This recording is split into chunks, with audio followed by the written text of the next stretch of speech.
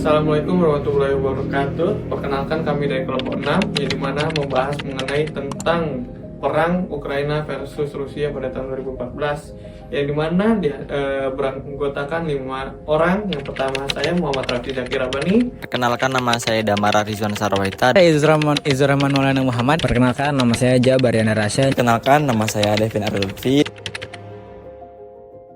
Мною принято решение о проведении специальной Latar belakang keamanan internasional yang merupakan salah satu isu sentral dalam studi hubungan internasional yang sejak berakhirnya Perang Dingin dunia mengalami berbagai perubahan dalam lanskap keamanan global. Namun konflik bersenjata antar negara tetap menjadi ancaman nyata, di mana krisis yang terjadi pada Rusia dan Ukraina sejak tahun 2014 yang memuncak pada invasi besar-besaran Rusia pada tahun 2022 menjadi studi kasus paling penting untuk memahami dinamika ancaman militer, politik, kekuasaan, dan reaksi komunitas internasional terhadap pelanggaran terhadap norma-norma internasional.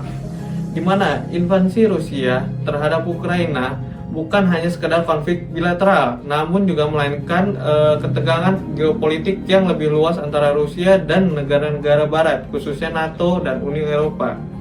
Sehingga konflik ini mengguncang sistem keamanan global, menciptakan tantangan bagi stabilitas kawasan Eropa Timur, yang dimana menguji efektivitas mekanisme keamanan identik, serta ketegangan semakin meningkat setelah peristiwa pada tahun 2014. Rusia mencaplok wilayah Crimea dari Ukraina, menyusul penggulingan presiden Ukraina yang pro-Rusia.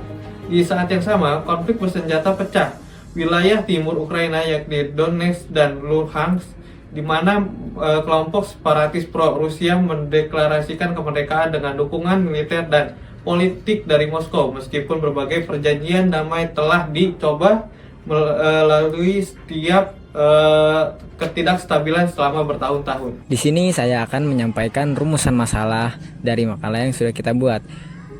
Apa latar belakang terjadinya krisis antara Rusia dan Ukraina? Bagaimana respon komunitas internasional terhadap invasi Rusia, dan juga bagaimana teori hubungan internasional, khususnya realisme, untuk menjelaskan konflik ini. Lalu, saya juga menjelaskan tentang tujuan penelitian dari makalah ini, yaitu menganalisis penyebab dan dinamika konflik Rusia-Ukraina, mengkaji respon internasional terhadap krisis tersebut, dan juga menggunakan teori keamanan internasional untuk memahami perilaku aktor utama dalam konflik ini.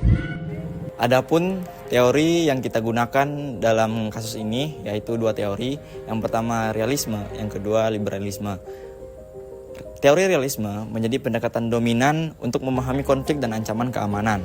Realisme melihat sistem internasional sebagai anarkis, di mana negara-negara bertindak berdasarkan kepentingan nasional dan dorongan untuk mempertahankan keamanan serta kekuasaan. Dalam konteks ini, tindakan Rusia dapat dipahami sebagai upaya untuk mempertahankan wilayah pengaruh dan mencegah ekspansi NATO di kawasan yang dianggap sebagai buffer zone tradisionalnya. Di sisi lain, teori liberalisme menekankan pentingnya kerjasama internasional dan norma-norma global, sehingga reaksi berupa sanksi ekonomi dan dukungan terhadap Ukraina dipandang sebagai pembelaan terhadap tatanan internasional berbasis aturan atau rules-based order. Di sini saya akan menjelaskan tentang kronologi perang Rusia-Ukraina, ancaman terhadap keamanan internasional, dan respon komunitas internasional. Yang pertama adalah kronologi perang Rusia-Ukraina. Perang Rusia-Ukraina dimulai pada tanggal 24 Februari tahun 2022 ketika Rusia melancarkan invasi skala penuh dengan dalih operasi militer khusus untuk demilitarisasi dan denazifikasi Ukraina. Fase awal perang ditandai dengan serangan multi-arah Rusia, termasuk upaya gagal merebut Kiev yang berakhir dengan mundurnya pasukan Rusia dari wilayah utara pada April tahun 2022. Rusia kemudian mengalihkan fokus ke Donbas dan selatan Ukraina, berhasil menguasai Mariupol setelah pengepungan panjang. Namun, Ukraina melancarkan serangan balik yang berhasil pada bulan September tahun 2022, merebut kembali wilayah signifikan di Kharkiv dan Kherson yang mendorong Rusia melakukan mobilisasi parsial dan mengintensifikasikan serangan terhadap infrastruktur sipil Ukraina. Selanjutnya adalah ancaman terhadap keamanan internasional. Perang ini menimbulkan ancaman multidimensional terhadap keamanan global. mulai dari retorika nuklir Rusia yang mengintimidasi hingga krisis kemanusiaan dengan jutaan pengungsi Ukraina yang membebani negara-negara tetangganya.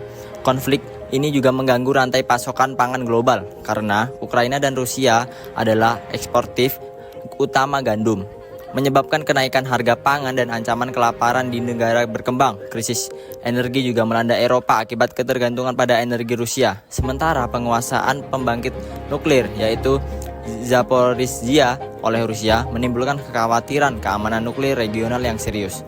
Yang terakhir adalah respon komunitas internasional. Komunitas internasional merespon dengan sanksi ekonomi yang belum pernah terjadi sebelumnya terhadap Rusia, termasuk pembekuan aset bank sentral, pengucilan dari sistem SWIFT, dan embargo energi bertahap.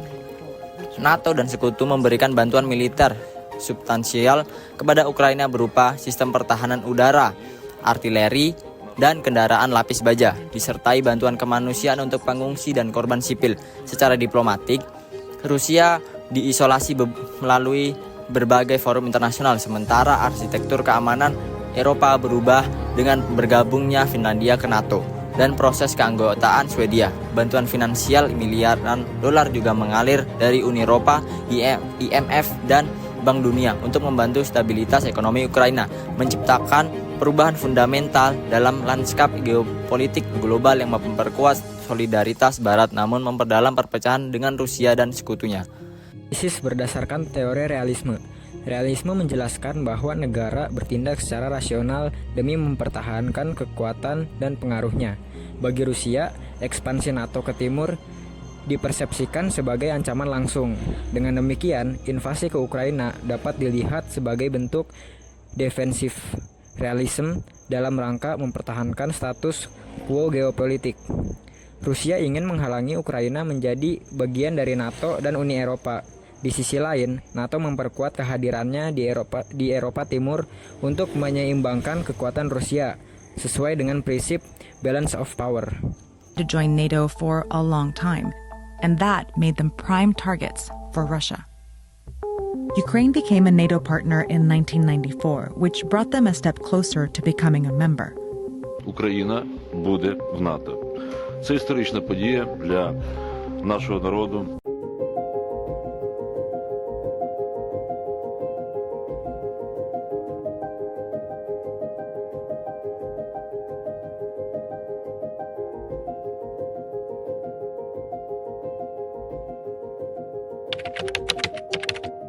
Akan menjelaskan sedikit kesimpulan mengenai materi-materi yang telah disampaikan oleh teman saya sebelumnya.